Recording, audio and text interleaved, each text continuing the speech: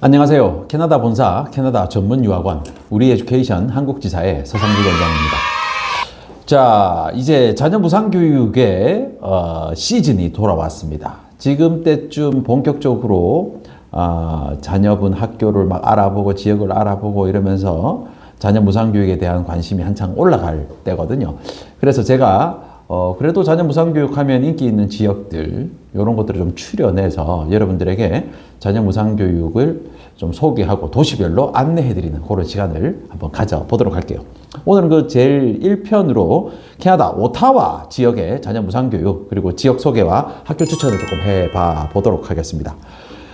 캐나다의 수도는 토론토가 아닌 밴쿠버가 아닌 바로 오타와입니다. 그래서 행정 수도 역할을 하는 곳이 오타와고 경제 수도 역할을 하는 곳이 토론토죠. 그래서 오타와는 캐나다 온타리오주에 위치하고 있고요. 자연스럽게 온타리오주는 자녀 무상 교육이 부모님이 어학당을 다녀도 그러니까 영어를 공부하는 시점부터 자녀에게 공립학교 무상 교육이 주어집니다. 당연하게 자녀 무상교육이라고 하면 공립학교로 가서 무상교육을 받는 것이니 자녀의 학교, 공립교육청의 어떤 수준, 어떤 학군, 환경 이런 걸 어쩔 수 없이 고려할 수밖에 없습니다. 부모님의 공부 정도보다는 자녀의 공부에 더 초점이 맞춰져 있는 게 자녀 무상교육이죠. 실질적으로 학교를 등록할 사람은 부모님인데 말이죠. 자, 오타와 지역은요, 어디냐면 이제 토론토가 있으면 토론토에서 제법 멉니다. 뭐 차로 가면 한 5시간 정도 걸리는 아주 먼 거리입니다. 그래서 초반에 오타와로 가시는 분들은 당연히 비행기를 타고 토론토를 경유해서 넘어가게 되고요. 그 다음부터 이제 만약 토론토로 왔다 갔다 하시는 상황이 벌어진다라고 하면 의외로 기차를 많이 타고 왔다 갔다 하시더라고요. 자기 차량으로 또 당연히 오시고요. 그래서 토론토에서 이제 동북쪽으로 바로 이렇게 오타와로 가는 길로 가시는 분들도 계시고 이 호숫가를 따라서 좀 구경할 거 구경하고 여기가 이제 킹스턴이 천섬이 있는 곳이거든요. 사우전 아일랜드 여기를 통해서 이제 오타와로 가시는 분들도 계세요.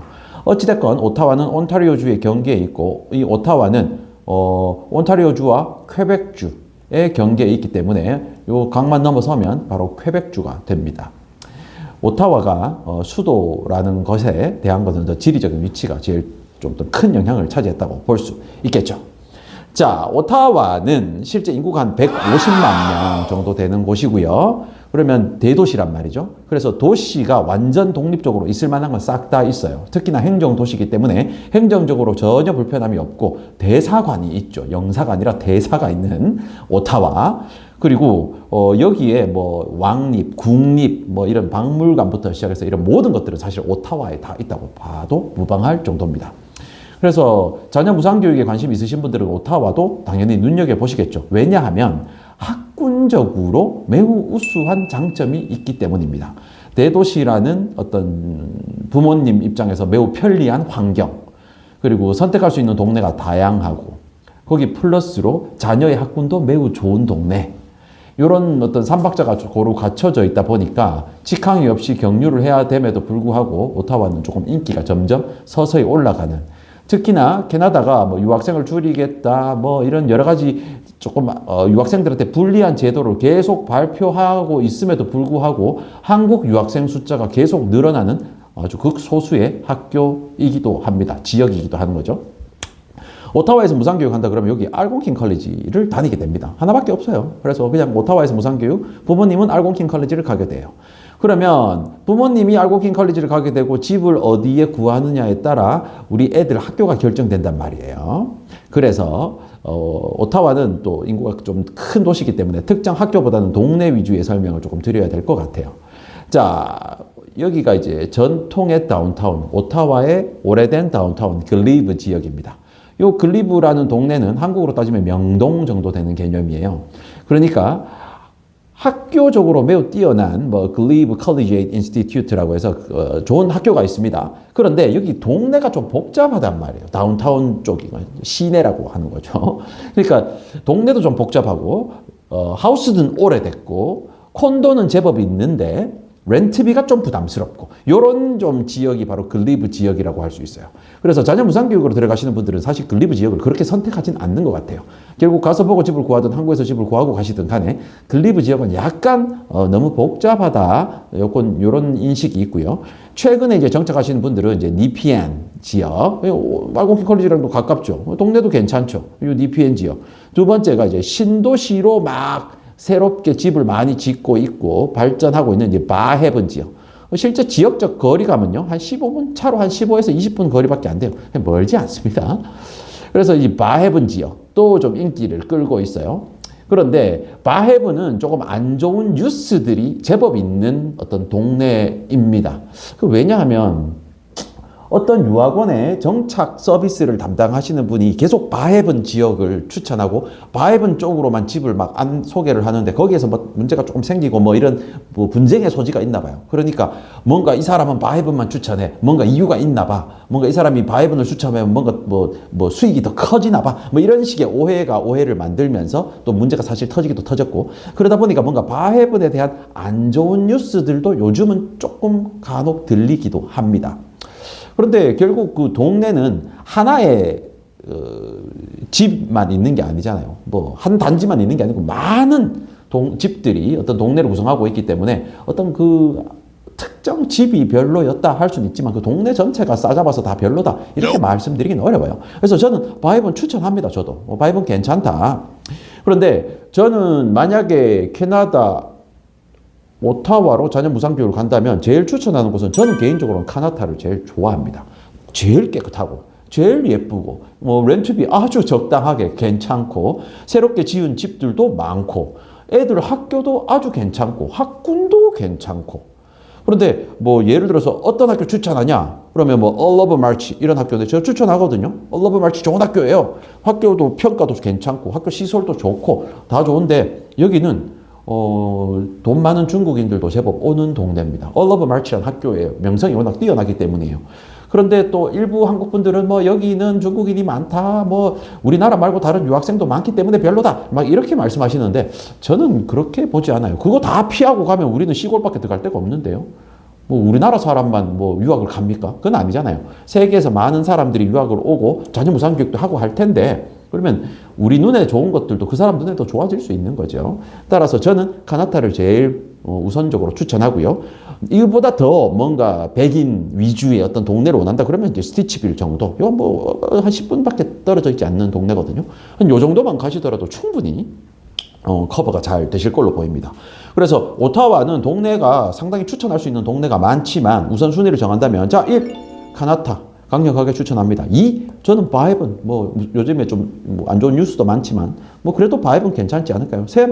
3. 글리브나 요쪽 넘어서 글로세스터 지역.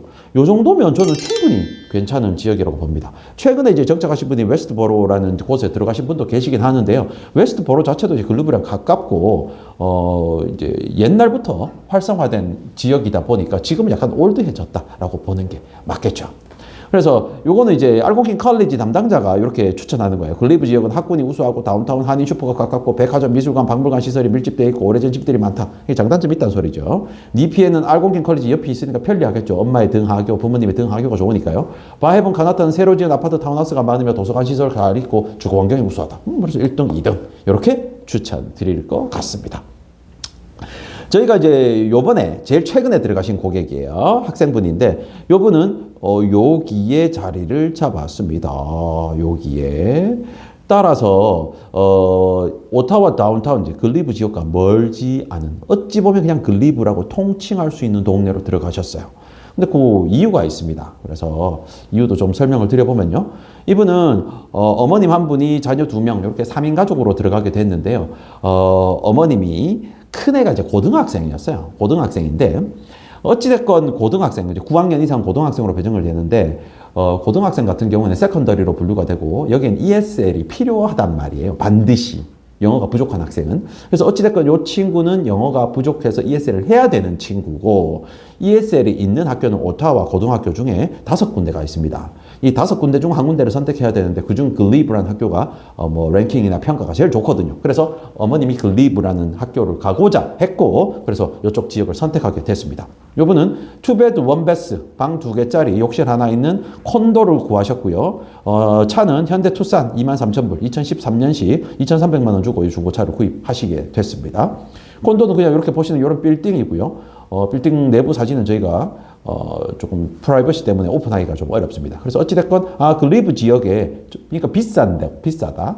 렌트비가 비싼데도 불구하고 투베드 원베스에 2,500불에 구하셨다. 아주 무난하죠. 이 정도면 뭐 전혀 무상교육 하시는 분들이 이 정도 렌트비는 아마 고려를 하시지 않을까요? 그래서 오타와 지역 강력하게 추천합니다. 저희는 캐나다 주요 도시들, 특히나 온타리오주의 이런 중소 도시들은요, 저희 전담하는 정착 지원팀이 여러분들의 정착 서비스를 도와드립니다. 뭐 당연히 유료 서비스이긴 하지만 정착 서비스는 가정 단위로 출국하시는 분들은 반드시 필요하시잖아요.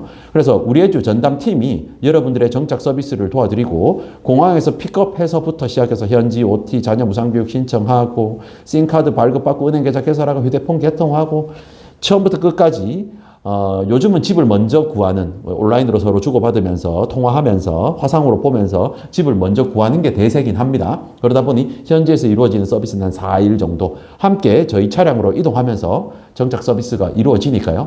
우리 에듀 학생분들은 안심하고 정착까지 걱정하지 않으셔도 됩니다. 자, 온타리오주 오늘 그중 오타와 지역을 소개해 드렸는데요. 저도 개인적으로 좋아하는 동네고 도시입니다. 여러분들한테 자녀 무상교육으로 오타와 강력하게 추천드립니다. 감사합니다.